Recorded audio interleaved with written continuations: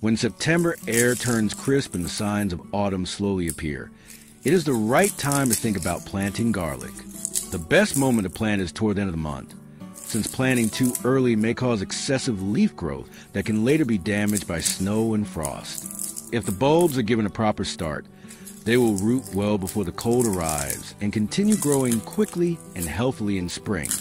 Garlic can also be grown in a greenhouse, especially if you want to harvest young green shoots before winter. In that case, slightly larger cloves are planted, which sprout faster and can provide a fresh yield by the end of the year. For winter storage, however, the priority is always to have large, healthy bulbs, as only those can be kept for months without losing quality. Proper spacing between cloves is equally important, because planting too densely leads to smaller and weaker bulbs. Garlic tolerates low temperatures and usually remains dormant through the winter, but as soon as spring arrives, it resumes growth very quickly. In a greenhouse, it can continue developing even in the colder months, except during periods of severe frost. At around 3 degrees Celsius, its growth slows down, and below zero it pauses completely, but it survives the winter without any real damage. Before planting, special attention should be paid to the cloves themselves. Those sold on the market are often untreated and may carry fungal spores or harmful bacteria. If planted without treatment, they can later cause disease, so disinfection is necessary.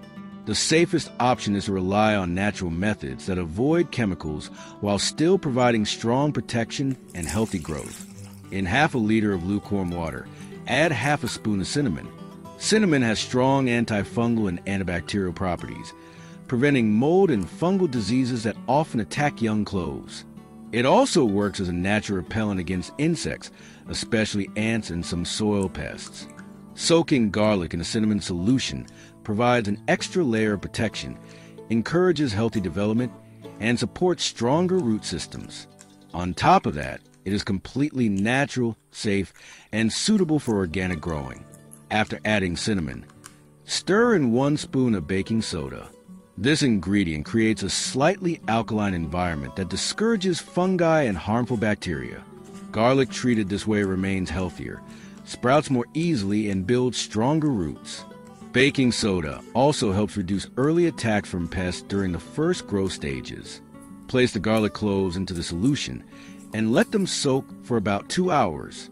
Afterwards, remove and dry them in a well-ventilated place. Do not throw away the remaining liquid.